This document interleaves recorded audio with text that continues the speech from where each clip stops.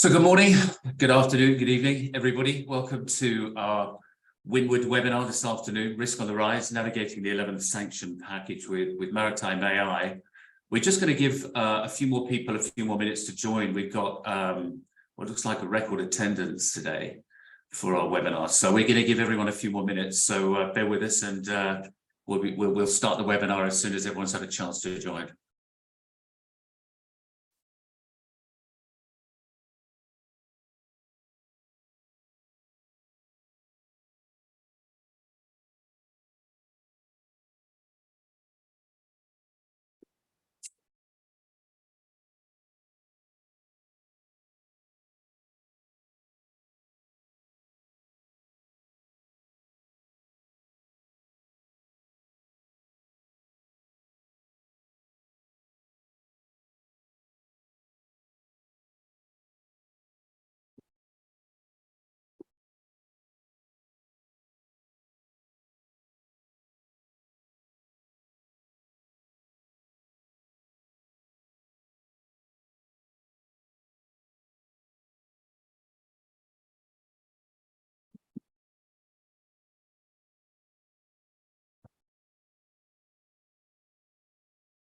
Okay, I think we're ready to go. Everyone's on board. So again, thanks for joining us today.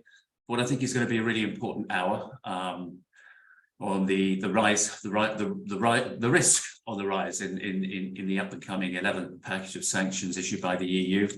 My name is Simon Ring. I'm commercial director for Windward, and I'm joined by a really expert panel today for the webinar. I'll introduce those people in a few moments, but to give you a quick outline of the agenda for today's event, we're going to be setting the scene initially in terms of some history, how we got to today. Following that, we're going to be unpacking from a legal perspective, the 11th round of sanctions. We're very fortunate. We're going to get from the horse's mouth, the regulator's oversight on industry as well, which we're very privileged to have today. And then a deep dive into what this means for stakeholders and how obviously maritime AI, marine machine learning, etc., and advanced technologies can really help. We've got a Q&A session at the back end of today's webinar, so please add your questions to the chat as you feel, and we'll get to those time permitting at the end of today's session. Introducing the panel. Our special guest today, Olga Dimitrescu. Olga, thank you for joining us. Olga is with Her Majesty's Treasury and the Office of Financial Sanctions Implementations here in the UK. I don't know how you managed to find the time to join us, but we're very pleased that you did, so thank you. Another special guest and friend of Windward's, Eva Monard. Thanks for joining us. Eva's a partner at the international law firm Steptoe Johnson, and she specializes in EU international trade control and sanctions. And lastly, my friend and colleague, Dror, but for most people, top left-hand side of your picture, I'm sure you can spot him. Our domain expert, product management team in Windward, who is our go-to expert on all things in terms of maritime trade risk and compliance technologies. So welcome to you all. I think firstly, we wanted to set the scene in terms of where we are, how we got here today, the history behind the regulations, and really take a look at the patterns that we're seeing emerging through some of the more prescriptive guidance that regulators have been putting out more recently. Some of you will recall the first time we saw this was in about 2015, when we go back to the UN sanctions, the first maritime sanctions that the UN put out way back then. And I think since then, we've seen a lot of guidance. It's got more prescriptive as time's gone on, both the MAS, HKMA, HMT, OFAC. And I think that culminated in what everyone I'm sure on the call will be familiar with, the guidance that came out of the US regulators, State Department, Coast Guard in 2020. There was a lot of work that went into that advisory with the Department of State traveling the world, holding and hosting industry seminars and meetings prior to that. But again, when we look at the content of that, we can see what we start to look at in terms of those patterns, the differentiators between list-based screening and behavioral patterns and essentially deceptive shipping practices. OFAC has put out more guidance this year on that, on what we call DSP, but deceptive shipping practices. And again, I think that sets a pattern in terms of what we're looking at now for the 11th package from the EU. We see this as a real game changer. This is the first time I think we've really seen prescriptive, detailed guidance in terms of illicit trade at sea and deceptive shipping practices. And this just doesn't cover bulk goods, but containerized goods in terms of transit bans. So it has wide-reaching cause and effect across industries.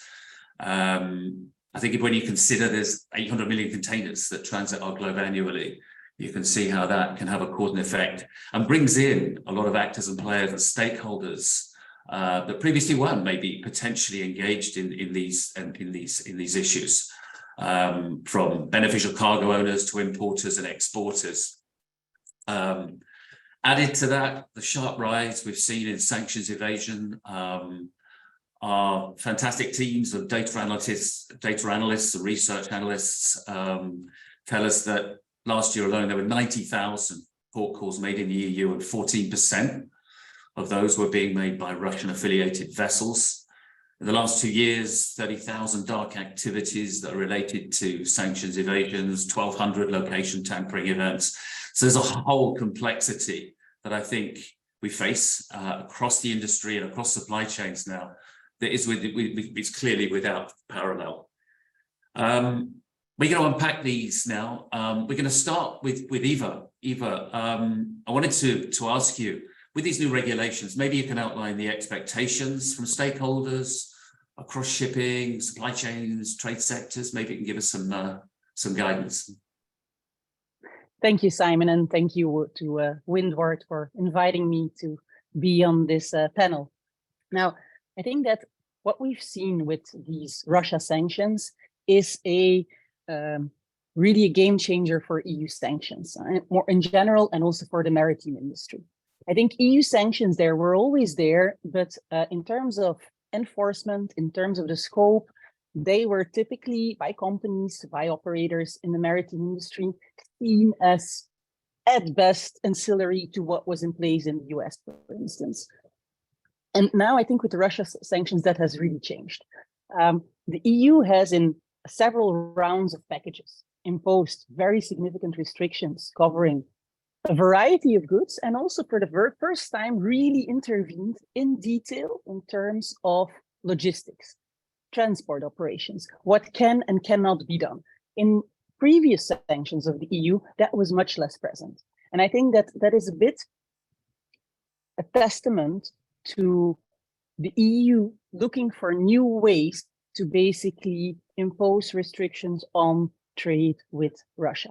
In the EU, one issue is that Russia was I think the 5th largest trading partner of the EU when all of this started. And the EU requires unanimity among member states to impose sanctions. So that means that all of the member states need to agree. And despite that, the EU has imposed very stringent restrictions. Now, it also had to come up with new ways to try to restrict trade with Russia for a number of reasons. One, because we wanted to expand the scope of its restrictions, but then also, of course, in a way that was acceptable to all of the member states. So it had to come up with novel kind of restrictions. Typically, you see pure trade restrictions. More and more, the EU has imposed different kind of restrictions. For instance, specific to the area of transport, specific obligations on ports and locks authorities, which are really all novel tools. Now, what happened with the 11th package is a little bit different. The EU has still been focused on some new restrictions, but in the 11th package, the focus was really on, we want to fight circumvention of what we have already in place. Because what happened is that the EU actually saw that it had a lot of restrictions in place, but that, for instance, a lot of the goods that are prohibited from being exported to Russia were going to third countries, other countries, not Russia as end destination, but somewhere along the transport route disappeared and never made it to their final destination. course, you can track this with trade statistics. And so they had a look at the overall trade statistics, and it was very clear that a significant percentage of the goods that were reported as being exported to a certain destination and were probably intended to go to that destination by at least some people in the chain, somehow ended up disappearing along the way during the transport procedure and ended up in Russia. That was one big concern. Another concern was related to the EU's restrictions on oil. So you have first the import ban into the EU with respect to oil, and then you have the price cap. Now, obviously, I think you all know this very well. You have these restrictions which are in place, which were very far-reaching and which had a significant impact on the industry. At the same time, obviously, immediately, some operators start looking for ways to work around.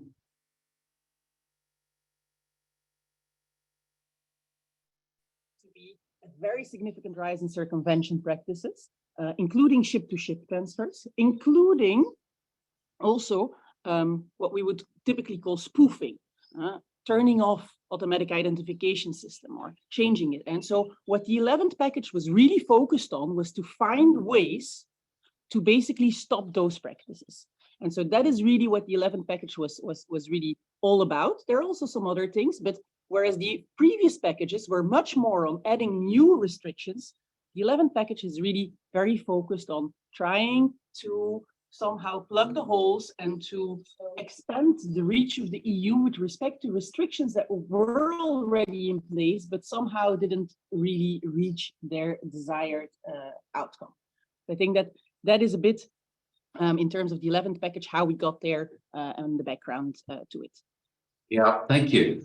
Eva, obviously this gives the regulators, the authorities, more teeth. I think in practice for stakeholders on the call today of this webinar, what do you think that means? What is what are the genuine ramifications for that you see?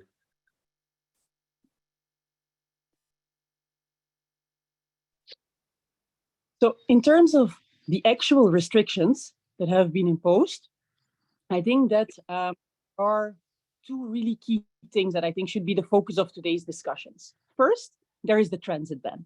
So what the EU said is, well, we have a bunch of products that cannot be exported to Russia, but we see that some of them still end up in Russia. So I am not only going to prohibit to export some of those products to Russia, but for specific categories of products, I'm going to prohibit these products from transiting to Russia altogether. So what does this mean? This means that if there is a container that has one of these restricted items on it, that container, even if the end destination of that restricted item is not Russia, that container cannot pass through Russia. That container cannot be in a Russian port. That container cannot go through Russian territorial waters.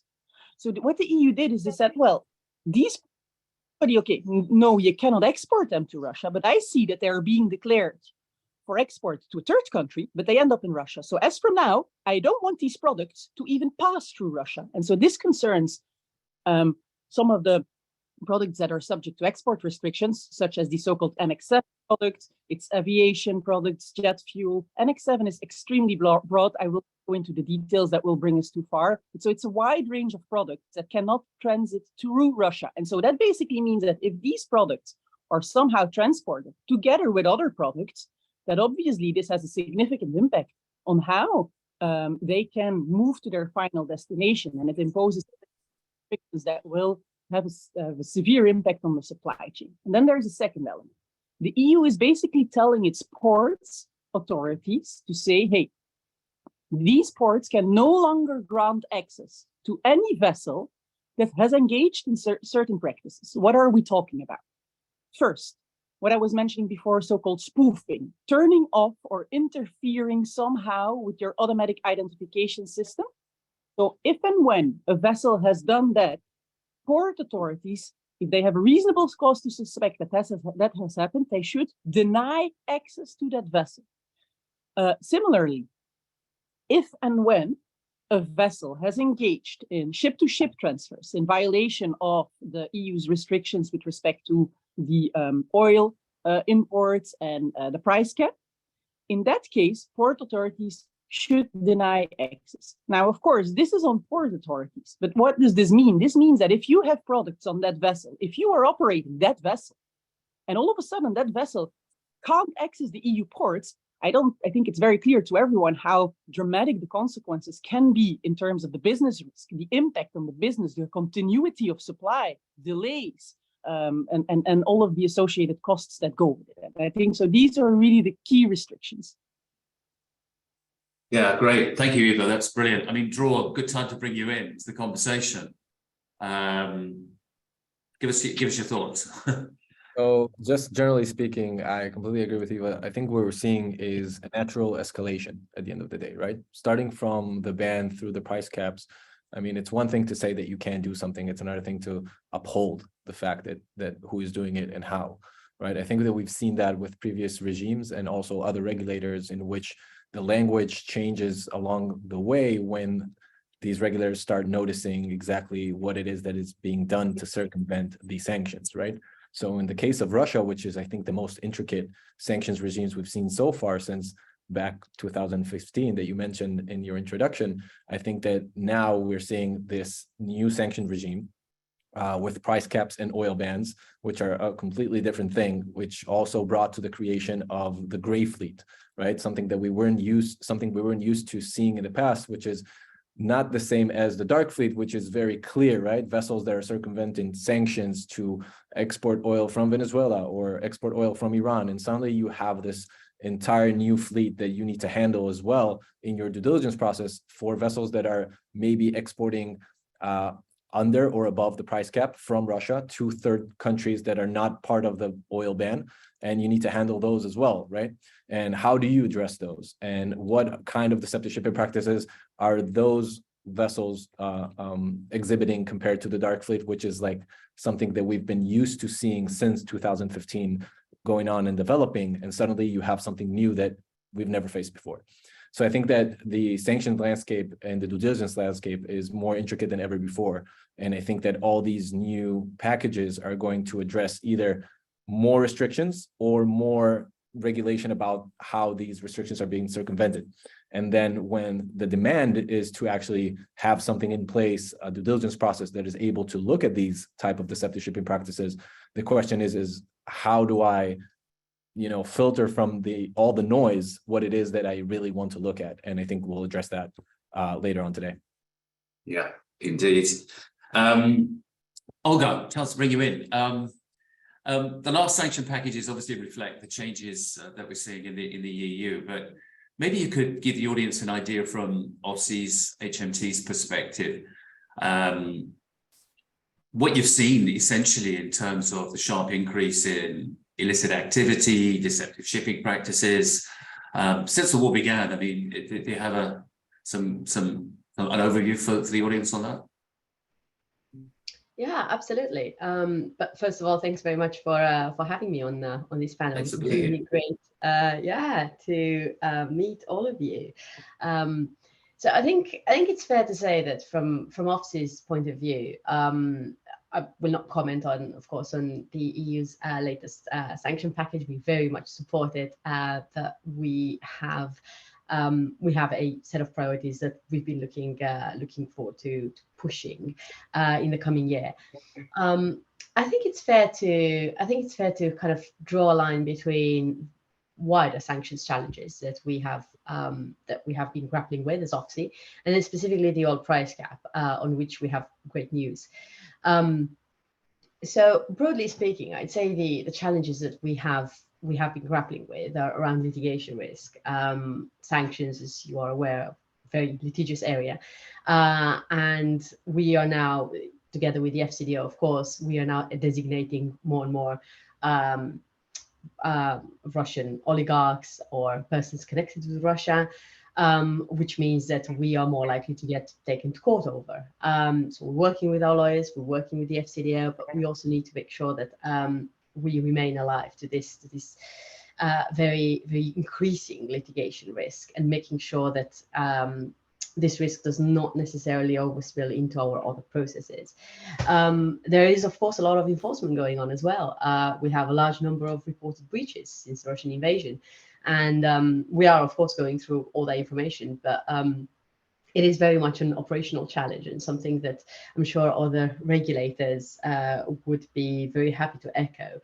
But at the same time, we are fighting back. We're looking to change the legislation, in fact, to ensure that we get a full picture regarding designated persons' assets and funds. So we have some newly announced measures which effectively ensure that OFSI create an accurate picture of where Russian money sits, not just in terms of the banking sector, but across effectively how Russian funds move across different supply chains in exchange for various types of service, and the actors that are involved in the supply chains, which is key for tackling circumvention. And so I would say there's a fair few challenges in this space. We have to upskill, we have to expand as well, which is something we have been doing quite aggressively. We've grown from a team of, I think it was something like 38 people before the invasion. It is now over 150, so quite aggressive. But it is very much in response to this, and in response to the increasing legal risk that we are facing from that side of the spectrum. In terms of the oil price cap, we have good news.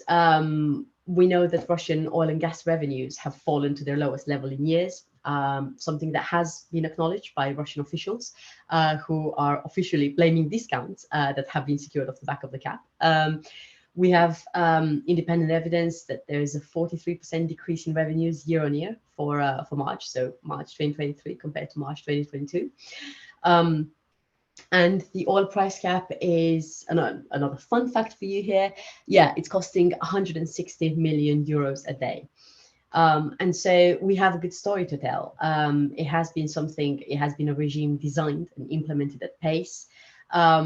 We could not have achieved this without support from industry, and particularly at the earlier stages of designing the cap. And we have relied on industry and expertise to ensure effective implementation. And currently it is working in line with its objective. It is applying significant pressure on Russian oil revenues. They are significantly depressed. And also global supply chains are remaining resilient, which is, again, one of the objectives of the price cap. So I'd say it's a really good story to tell, and very much thanks to the joint partnership between the public and the private sector. Thanks for sharing that news with us. That's great to hear that these things are having a cause and effect. So, I mean, not forgetting that the world was pretty complex pre the Russian invasion of Ukraine. I'm sure that keeps you and your colleagues pretty busy as well. But what is it that you could talk to us a little bit more about in terms of OFSI? What's been most effective, would you say, in kind of UK enforcement strategies and keeping companies in the UK safe? Are there some highlights you could share with us on that? Definitely. I think this is something that I wouldn't want to take full credit for myself, as there's a large team of us that lead on engagement in OFSI. Our model from the get-go has been to promote compliance by engagement, by reaching out, by clarifying the regulations, making ourselves visible, both at industry levels, domestic industry level, international, but also by showing ongoing alignment and collaboration with other governments. So specifically in response to your question, I think, so just turning it on its head a little bit, I'd say UK territorial waters are quite safe. We also have the import ban. We have a variety of regimes that are interconnected, all stem from the FCDO, are implemented by different parts of the UK government. So we've got DBT leading on trade sanctions. We are leading on financial sanctions. The oil price cap is interesting because it sits at the intersection of financial and trade sanctions. So we've got a number of departments working together to design and implement sanctions, which means UK companies, to the extent that they choose to stay on the right side of the law, and I definitely encourage them to do so, should not be afraid of perhaps any adverse winds, insofar as that might be something happening. In terms of practices, it is again a matter of engaging, and effectively we expect companies to report any suspicious behavior.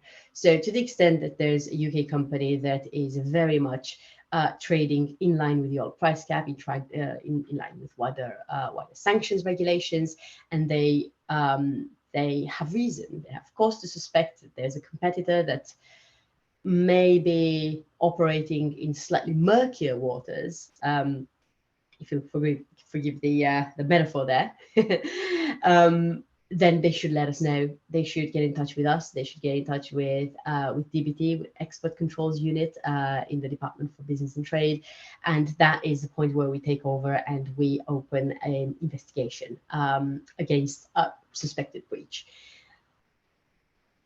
A last question. Has the UK regulator's been affected by this kind of sharp increase we've seen in illicit trade at sea and deceptive shipping practices? Is that something that's very much on your barometer, your agenda that you guys look at? Absolutely. We have all seen reports in the media. There have been more ship-to-ship transfers, particularly around the Kerch Straits. Not say that this is the only geographical area affected in particular, but we know that this is a practice that has become increasingly more prevalent. It is impossible to know whether turning off AIS is legitimate or not without actually capturing the ship, which makes things very difficult in that direction. We agree that the challenge of tracking is that there is no unified perfect system. There are obviously tracking systems, and they do operate. They do contribute to building a better image of transit maps, of movements of individual ships.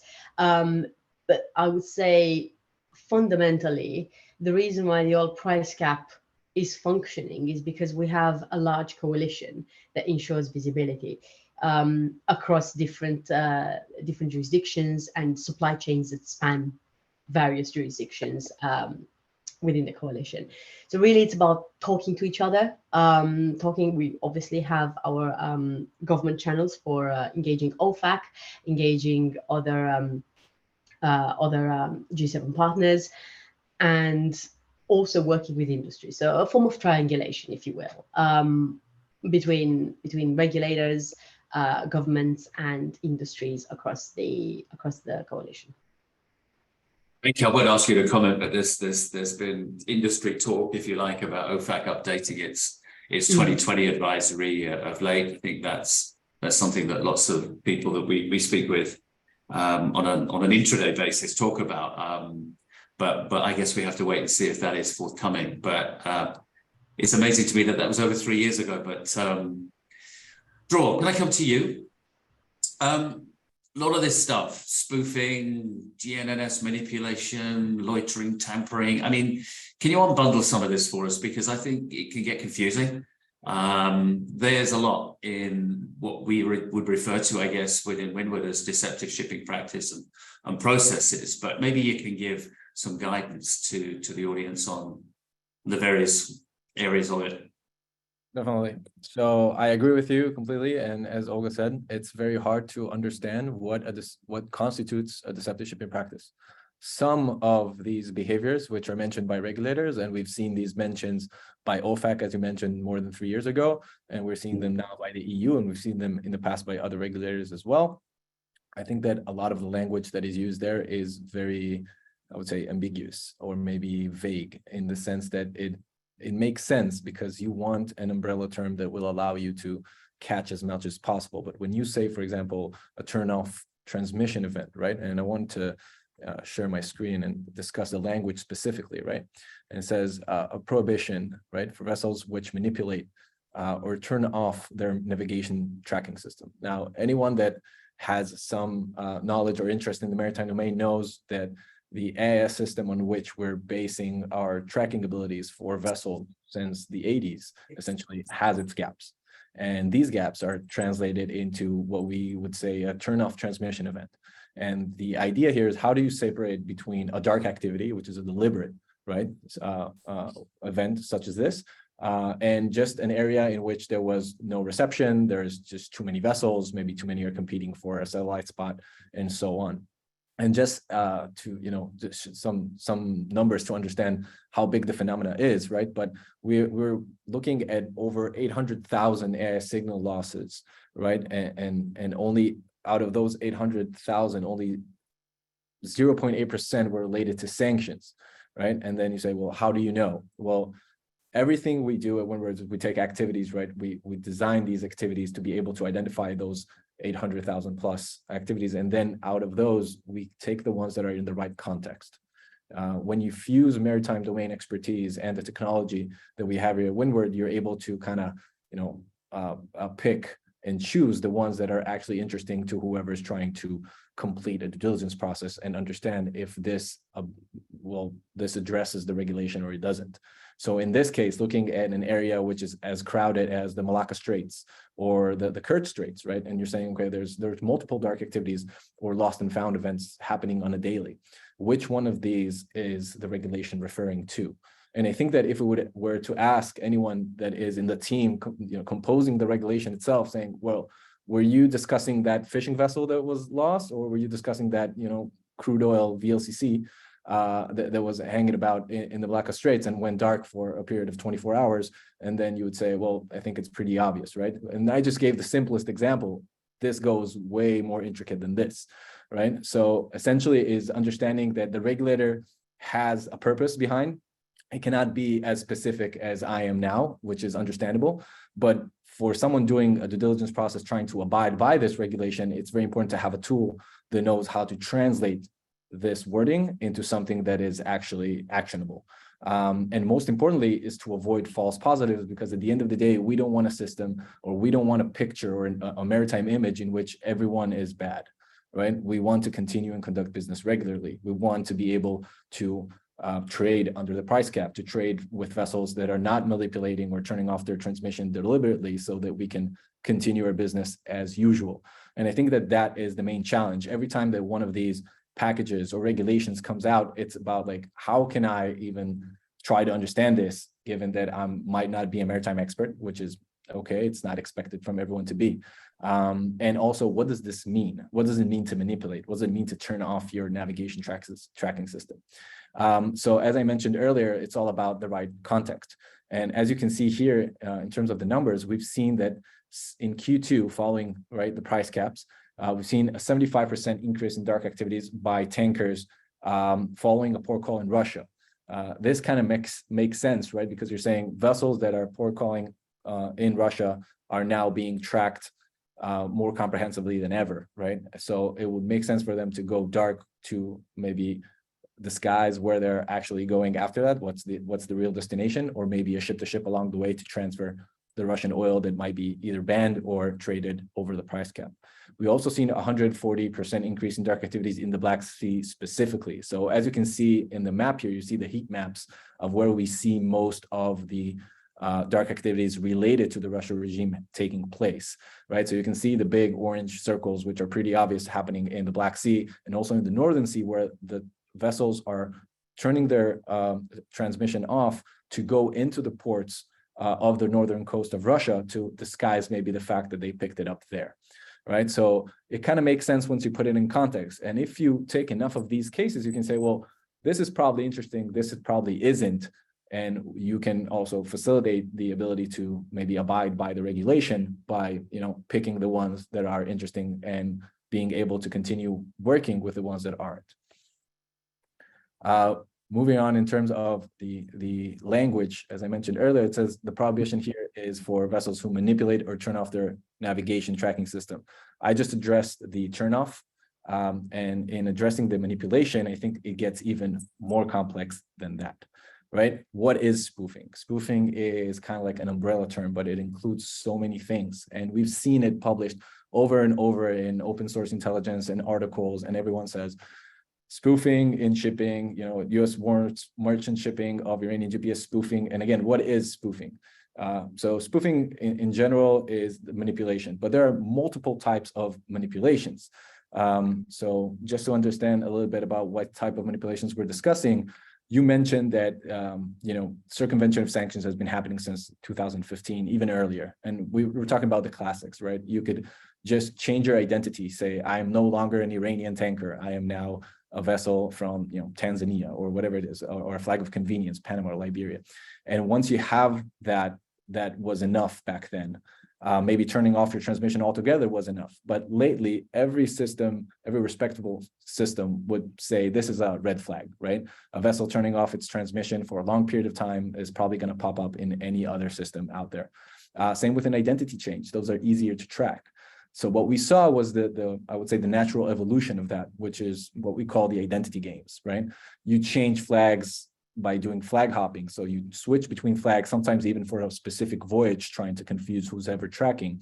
Identity tampering goes even beyond that, which is the change of maybe the IMO of a vessel, which is something that shouldn't be done. Sometimes maybe using the identity of a third-party vessel, or even creating a new vessel, which just to register your own vessel as that one, even though it doesn't exist, which is identity laundering and so on. And then we get to the really complex ones, which, by the way, we've seen go up exponentially since the oil ban and the price caps. We're talking about maybe the largest technological player to move into this arena, right? Which is Russia.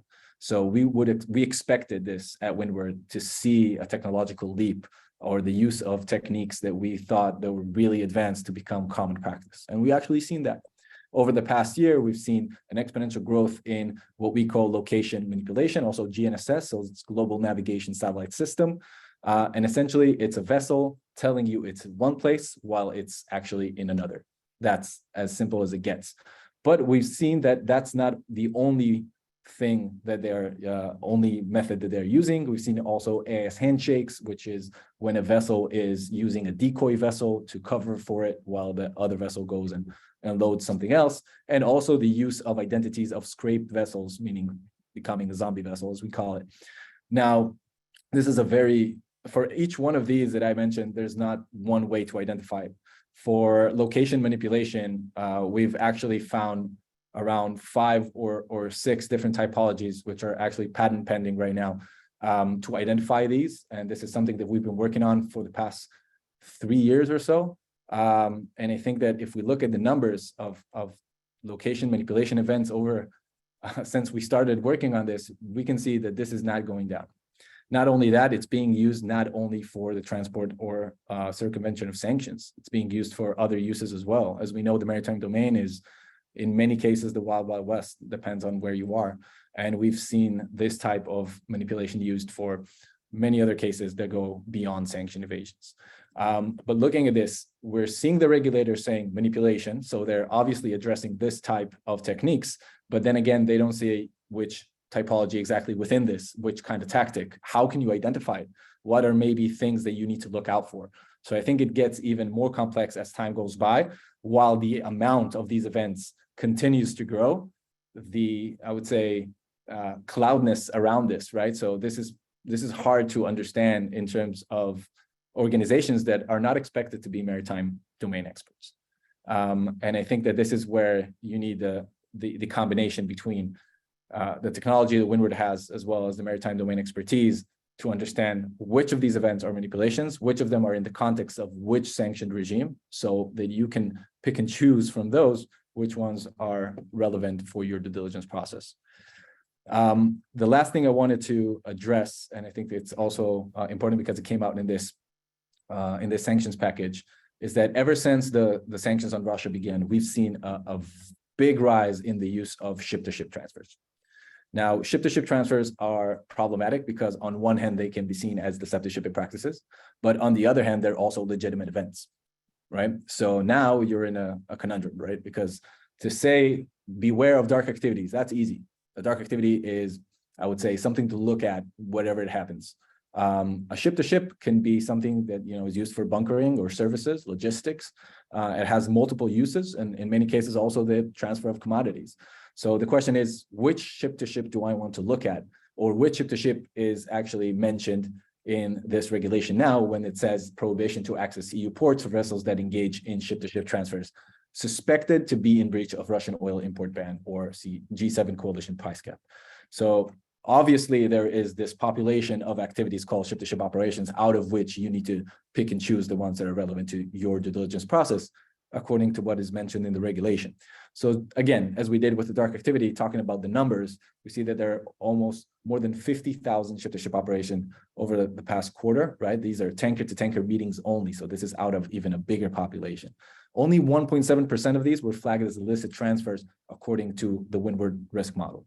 And the reason that we did it this way was because we wanted to identify which of the activities are relevant. And how we did that by looking at where the vessels came from, where the vessels went to, what type of vessels are we talking about, the duration, the draft, and many other, I would say, features that go into this. So we'll be able to enable business by saying only these ship-to-ships are of interest to you. And I think that is a very big challenge when every time one of these packages or regulations or advisories come out, there's an expectation from the market to understand what it says in terms of their process, but also in terms of what it means factually in terms of the maritime behavior that is expected from them to look at. And in many cases, this requires a translation, which we are trying to do for the industry. That's brilliant. Thanks, Dror. I hope that was useful, everybody. I think one of the things that obviously Windward does definitely try to do is to allow business to flow. And I think now you're in current complexity. It's almost impossible, I think, to deal with so much complexity without the help of advanced technologies. But I think before we go to the Q&A, I think it would be good to go around the panel and maybe ask each one of you for a takeaway, what it is that you think practically people can start to do in today's climate, given that we've got, 2 weeks, I think the 24th of July, I think, before the 11th package comes in. So any practical steps or suggestions? Maybe, Olga, we could maybe start with you. Thanks. So perhaps not specifically linking to the EU's package from our perspective. I think it's really getting to know your counterparts across the entire supply chain, or as far and as removed as possible, rather than simply relying on due diligence done by immediate counterparties, immediate participants that each company interacts with. So perhaps doing that enhanced level of diligence across the supply chain, or perhaps not even think about it in terms of diligence as much as knowing who you're trading with, knowing who they are, understanding their patterns, so that if something happens and it looks a bit off, then you have good reason to perhaps suspect the breach and then report to the relevant authorities. And of course, talk to us. Always talk to us. Yeah, thank you, Olga. Eva, I've got a few questions for you after this, Eva, as well. So, thanks. Well, in terms of what companies can do, I think that it's really all about due diligence, and I think we have to distinguish one between the transit ban. The transit ban is already applicable immediately, and so basically, especially if you are those goods from the EU or involved in somehow the logistics operation in the transport, this will have a severe impact. Now, when it comes to exporters, the question is, okay, but how much due diligence do I need to do and how much comfort do I need to have? Well, here, all of this also goes back to the liability standard under EU sanctions, which says that you cannot be liable if you didn't know or had no reasonable cause to suspect that something would go wrong. So that means that you really have to make a significant effort to make sure that when you're shipping these restricted items, that they don't pass through Russia in terms of transport. And if you do what you have to do, you put in place the right contractual guarantees, the ability to check, you rely on processes that enable you to assess the risk when you engage a certain service supplier. You understand whether this is someone that is capable of dealing with these issues, has encountered into problems before, what about the fleet that they're using? And if you do all of that and then still it goes wrong, you have a very good defense. So using, for instance, AI, incorporating tools in your due diligence policies is not only about trying to avoid violations. Of course, that's the primary purpose, but it is also about, in case something still goes wrong eventually, to have a very strong case towards the authorities to say, look, okay, eventually this good did pass through Russia, but I did A, B, C, D. I went out of my way. I used all of the resources available to me to avoid this from happening. And in those circumstances, you have a very good case to say that you should not be liable, even though it went wrong eventually. Now, when we're speaking about the ports ban, so when it comes to spoofing, turning off AIS, or the ship-to-ship transfer, suspicious activities, there, well, the burden is really initially on the port authorities, but of course you want to get it right. You don't want to engage with parties that then cause you to have significant delays in your shipments, for instance.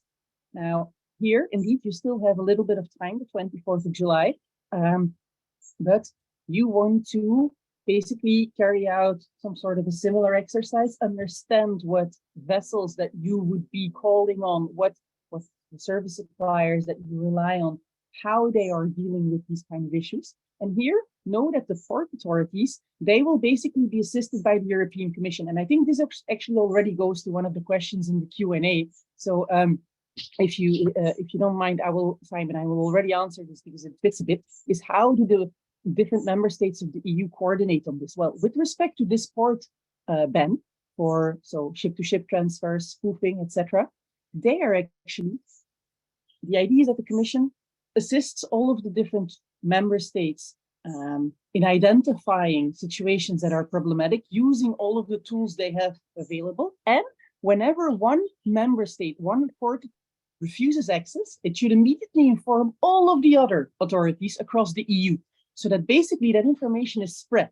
And so that immediately that vessel can't just go to the next port, can't just go to the next member state.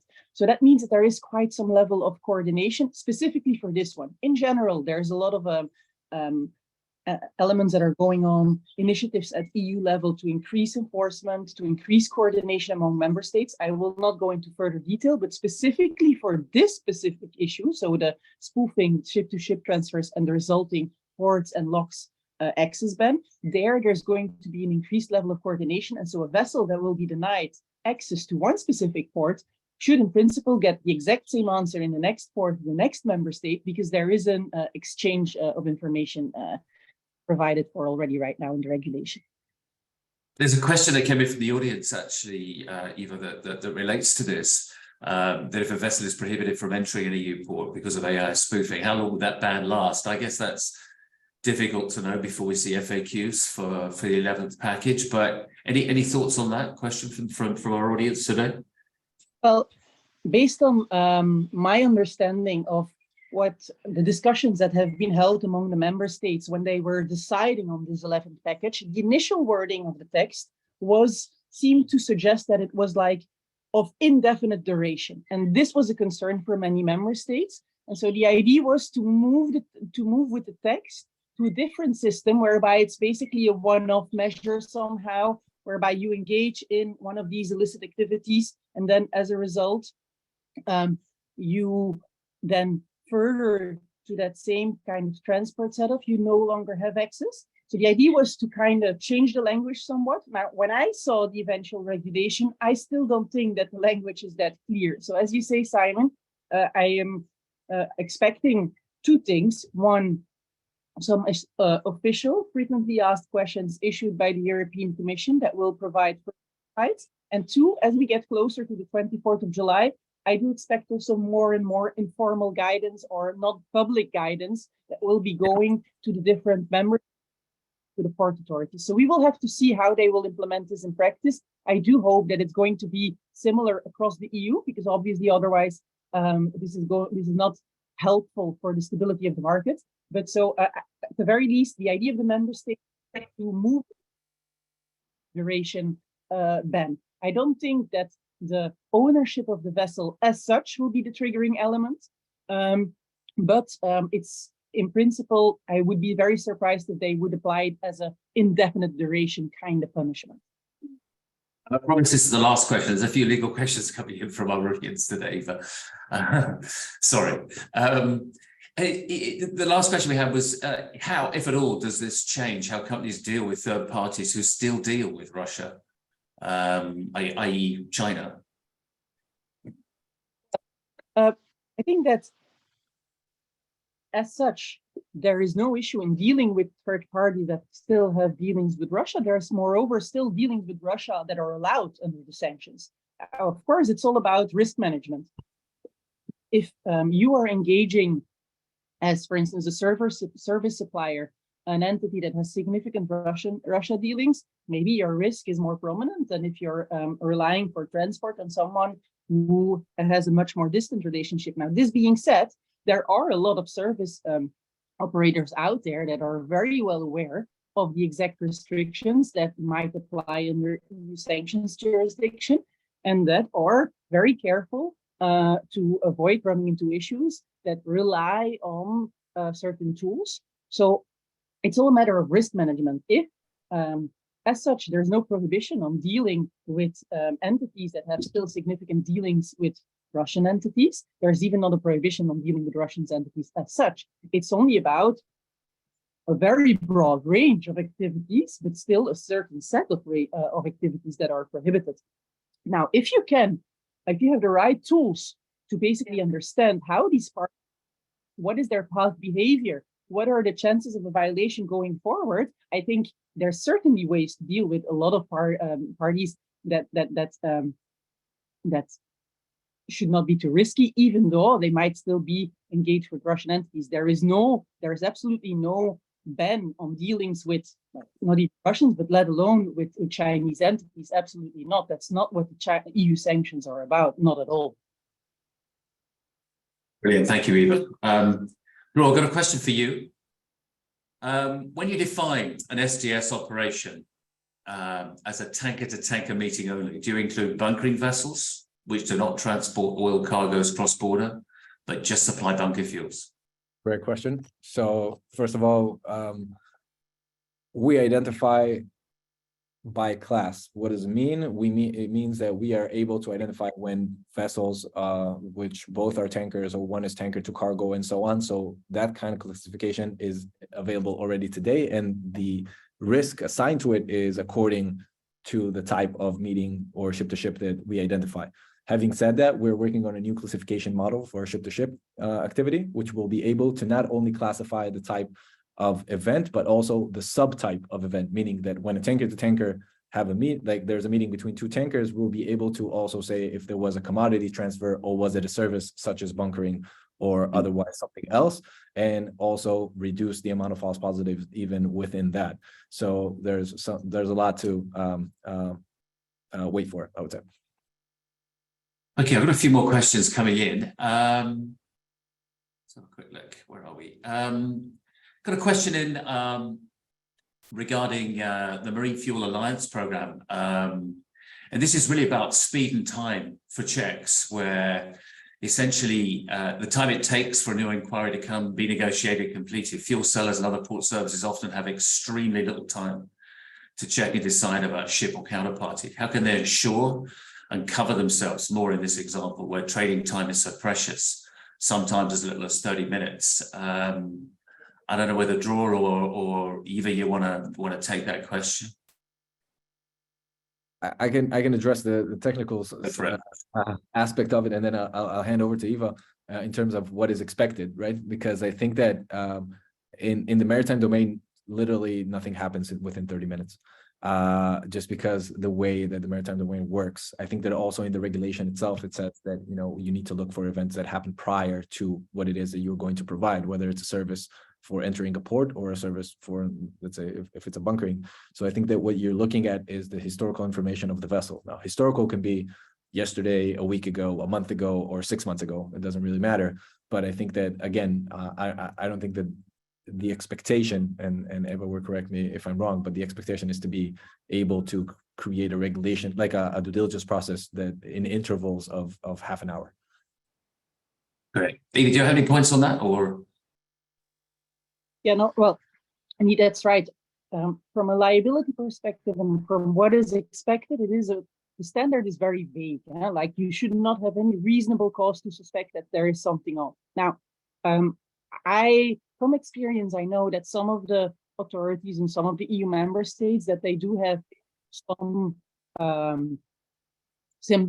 sympathy for the idea that some industry sectors are more fast moving than others. And that, of course, that kind of impacts the kind of due diligence that you can do. But there is a limited set of sympathy for that, let's say. So the idea is really that if you don't get the right comfort about your activities, taking into account, of course, the level of risk, if you're dealing with something that has nothing to do with Russia in a different area of the world, with products that are not sensitive, where transport is not going to go through Russia because it just doesn't make any sense, that risk profile is very different. The moment you get into more risky situation, there, unfortunately, I don't think that just saying, look, I only had 30 minutes to decide is going to necessarily do the trick. I think you need to be prepared to have a policy in place, indeed, to have certain tools in place that allow you to, at the very least, have certain contractual assurances, the possibility to do checks later on, to do your own due diligence, and to react to red flags. And then at the very least, have a system whereby